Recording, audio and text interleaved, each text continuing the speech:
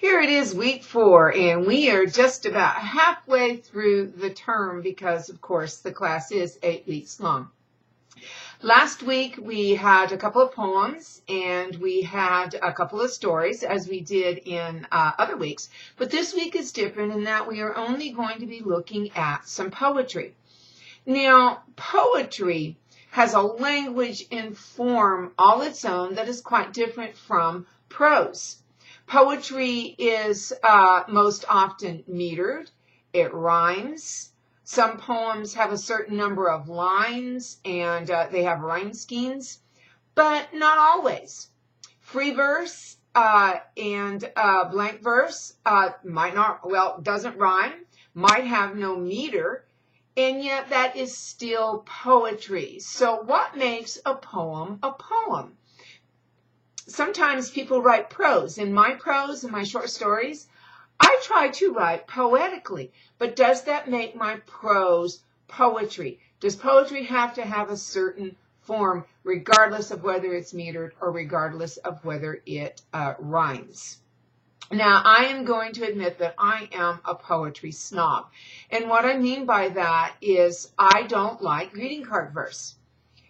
I find that especially beginning poets strive to make their work rhyme, and it seems like the rhyme is more important than anything else, but that's not the most important aspect to me, the poetry snob. It is the symbolism that is within the poem. I like prose, short stories, novels, and poetry that I have to dig down in and tear apart or peel back the layers. Maybe that's a kinder way of saying it, in order to understand what the story or the poem is about. But I feel this even more so for poetry than prose. To me, a poem that doesn't have symbolism or that I can understand on the first or even the second reading, it doesn't interest me. Two of my favorite poets are T.S. Eliot and a woman named Hilda Doolittle, who goes by H.D. She's not as well known in many circles as is T.S. Eliot, but they both write the same type of poetry in that it is very symbolic and very deep. And every time I read one of their poems, I see something new and something different. I do that in stories as well, but even more so with poetry. Now, I hesitate to say too much about a poem because I don't want to steal your thunder. I don't want to tell you what to think when you read a poem, but I also know that understanding the meaning of a poem and understanding the symbolism can be very difficult. I also want to say that poetry is made to be read aloud. Poetry is the oldest form of literature that we have, and there's a couple of reasons for that. And one reason is because poetry is easier to memorize. Now, songs are poems. It's poetry set to music, and the first poems that we know of were set to music. Lyrical poems and other types of poetry, they were played with music. And music makes it even easier to remember a poem. And to prove this, all I have to do is ask you, how many songs do you know by heart? Okay. How many songs do you know partially by heart? Yeah. Can you hear a song that you have not heard for 10 or even, for me, 20 years or 30 years, 40 years? Oh man, I'm old. And yet, on hearing it for the first time in a long time, you remember all the words. Now, how many poems not set to music have you memorized and can you quote? Yeah, I would wager far fewer regular poems, that's not even the term that I want to use, but poems not set to music that you don't remember how they go. But if they rhyme, they're easier, and if they're metered, they are easier. When I was in 8th grade, my teacher, Miss Asta Kohlberg, made us memorize poems every single month. and I was really good at memorizing poems. So I always wanted to be the first person to stand up and recite the poetry. And I still remember some of those poems. I can quote Robert Frost, Stopping by Woods on a Snowy Evening from beginning to end. And then some other poems, I don't remember any of them, and then some I remember partially. But songs, I know dozens and dozens and dozens of songs, and so do you. So poetry was easier to remember in times before writing was invented. And early poems were very, very repetitive. And for the same reason, they were easy to remember. Think of children's stories. Think of Dr. Seuss. They say the same things over and over and over again. And early poetry, and I'm thinking back to Samaria and the Descent of Inanna, it has the same lines with some alterations over and over and over. And that made them easier to remember.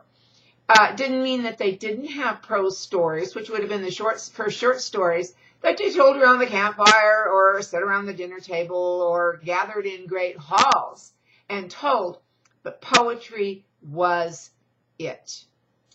Drama is the second oldest form of literature, and drama arose out of religious ritual, and early drama was written in verse.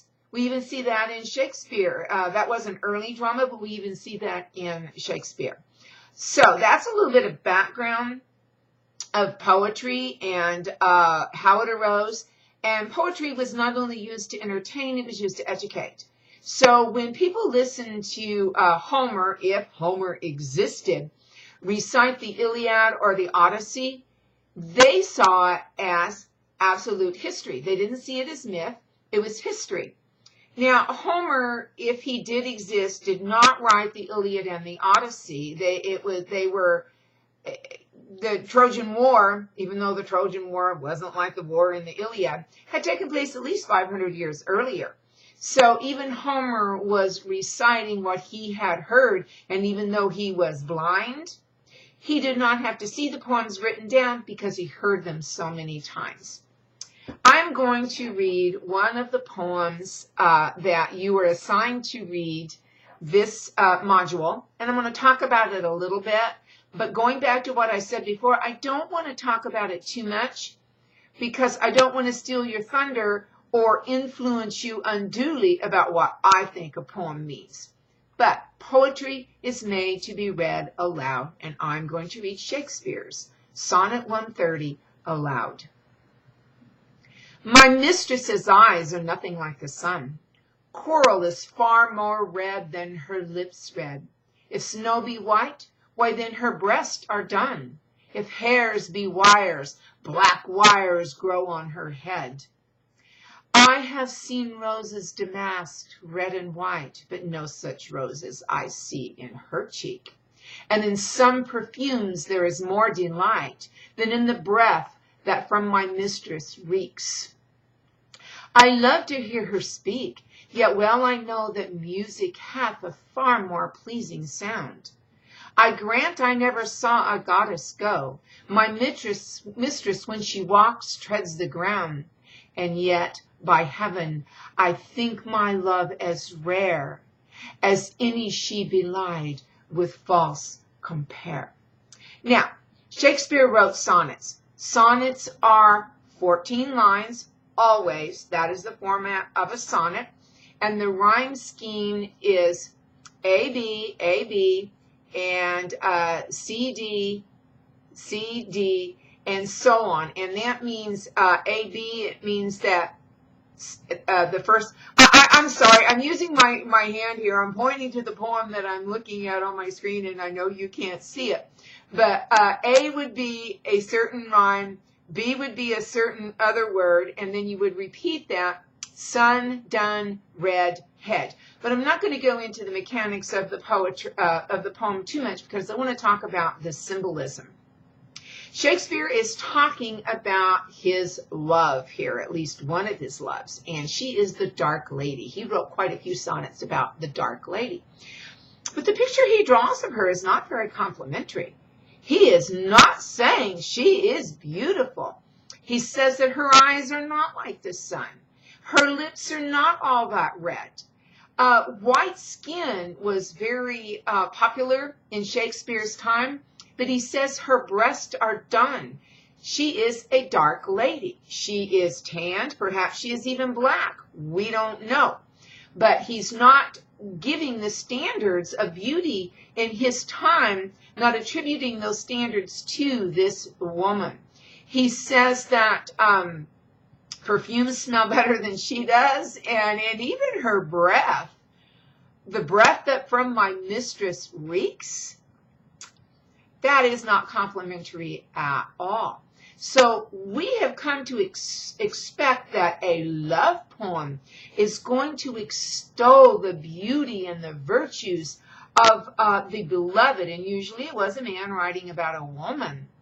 But he's saying she's not perfect. She's not beautiful. She has dark hair that's like wire on her head. But yet, he says, I think my love is rare, as any she belied with false compare. What does that mean?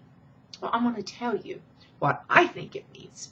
It means that he could say, you know, my mistress is beautiful. She's gorgeous. She's got curly black hair, and she has, her voice is melodious.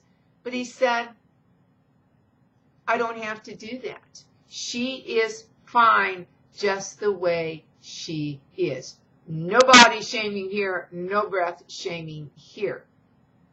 So this is a bit different than what we would expect of a love poem, but it is very honest.